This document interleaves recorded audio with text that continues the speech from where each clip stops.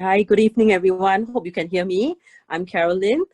So Eileen talked a lot about different types of scams and things like that. And I'm sure you must be wondering, why do people fall for scams? Okay, so I'm just going to talk about the psychological factors why people fall for scams. Next slide. Next slide, please. Yeah. Okay, so just to say that these are my views and they don't represent an official position. Next, please.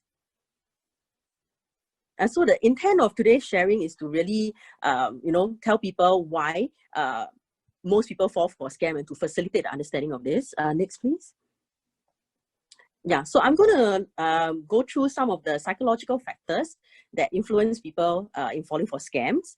And, I'll go through two particular things that are very important in this. And I just want to say that the findings here were derived from PPSD, which is the unit I'm from, through research and literature reviews, as well as interviews with victims and police officers, as well as offenders. Okay. Yeah, next, please. Yeah, so maybe just some questions to set you pondering. Why do you think people actually fall for scams? Okay, maybe just to take a minute and think about it. Why so much outreach has been done, but yet people still fall for scams. Next, please. Okay, so I want to go through what we call the elaboration likelihood model. Okay, essentially, we all have a way of thinking, and it's inherent in all individuals. Okay, and the big term, elaboration likelihood model, is just a psychological term to say that we have a particular way of thinking. And this way of information processing goes through two particular routes. The first route is a more logical, what we call a central route. And the second route is a more peripheral, emotive kind of route. And that's the route that scammers will want you to focus on, something that's more emotional. A very simple example would be like buying a handphone.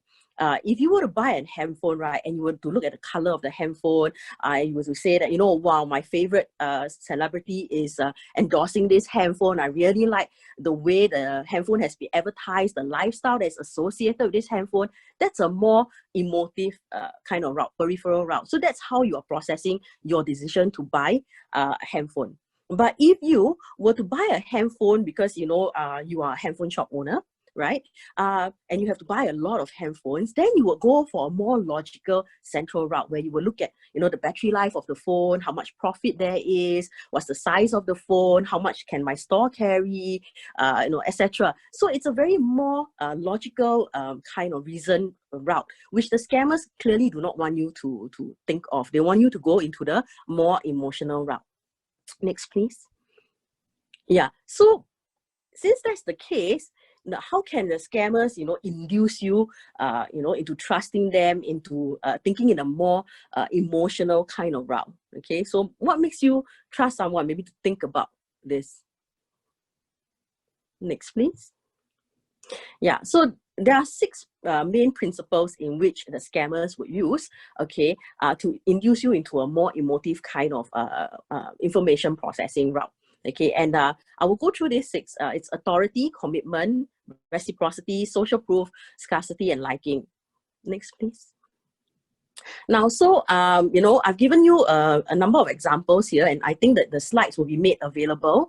In the interest of time, like Eileen said, we only have 10 minutes. In the interest of time, I'm just going to go through one particular scam and the victim that I've interviewed and how these persuasion principles play out in the scam. Okay, so instead of going through many different examples, I'll just use one example that will illustrate everything.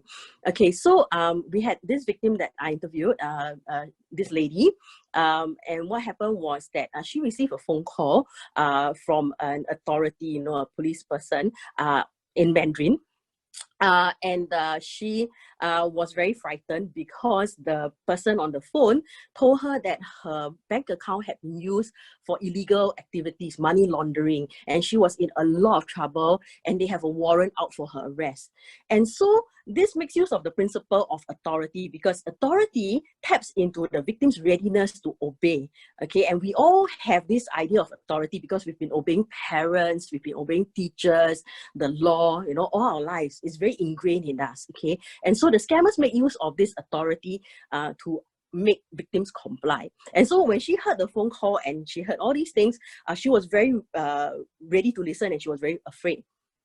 Next slide, please. Okay, and so what happened was that the guy on the phone then tells her that, you know, she's in so much trouble, it's an international crime, okay, and so he's going to transfer the call to Interpol, okay, and that's of course another scammer. So Interpol then picks up the call and tells her, oh, you know, this is an international crime, money has crossed borders, etc. You know, you're in so much trouble.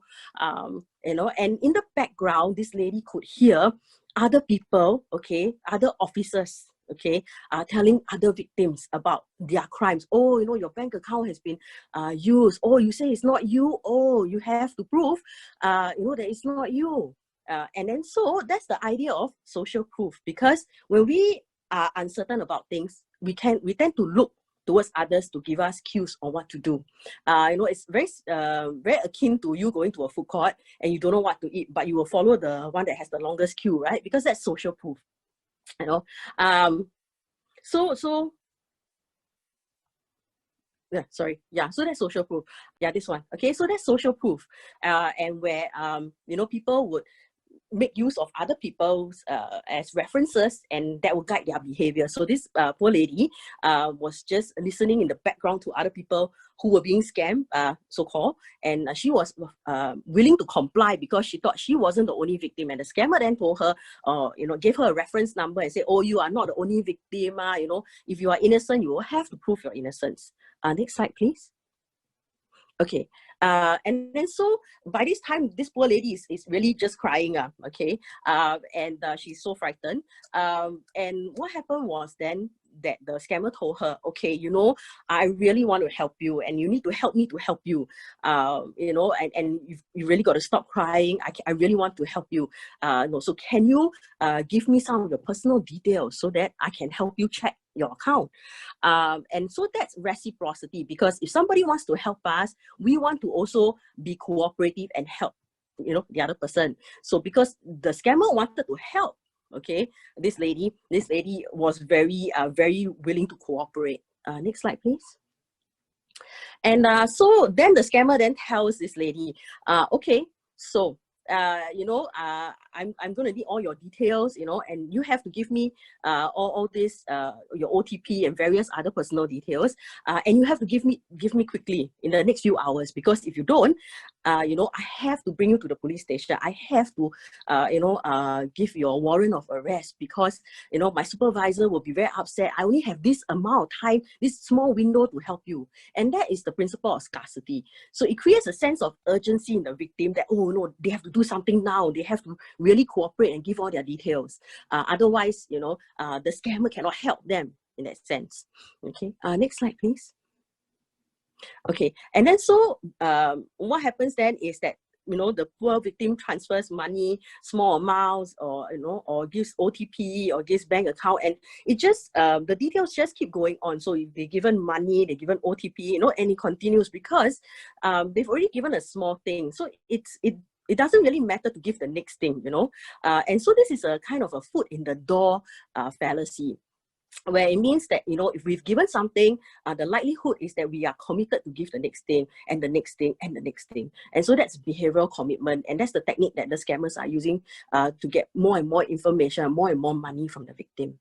Next slide, please. Okay, so so that is for the China official impersonation scam.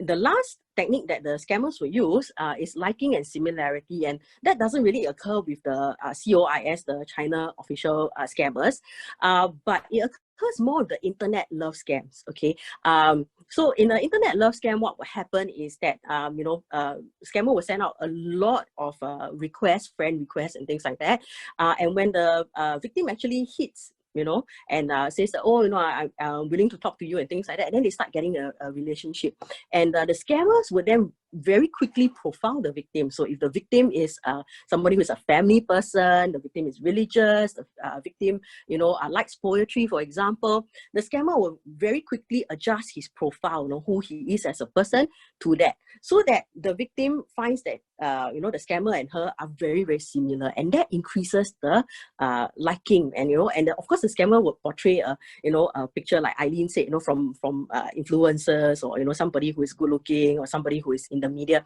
and they will steal these pictures and pretend that that's them.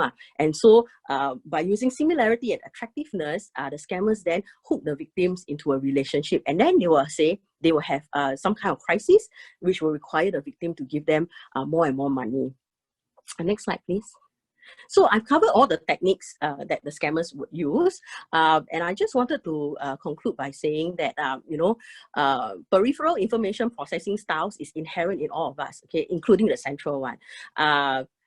Persuasion techniques are also inherent, okay. So since everything is so inherent and everything is so common, it's very important that we understand these techniques and how they are playing these techniques against us, okay. These scammers are doing that. So we can fight scams. I'm going to reiterate the same thing that was earlier said by all the speakers, by really verifying the agency, instead of, clicking the email directly, instead of clicking on the SMS, verify directly with the agency, like the bank. Call the bank. The bank sends you an unsolicited email, call the bank, don't click on the email. If a person talks to you and is professing love and things like that, verify with a third party. Ask a friend or family. A lot of the internet love scam victims found out they were being scammed by talking to friends and family, and also verify with people who are involved. So if the police call you, call the police. Alert the scam alert center. Make a third party kind of a verification. And that will be very important for us to fight scams. Okay, so scams are really prevalent and they really affect us also. It's really a community effort in our fight against scams. Next slide. Yeah. So thank you for listening. Yeah.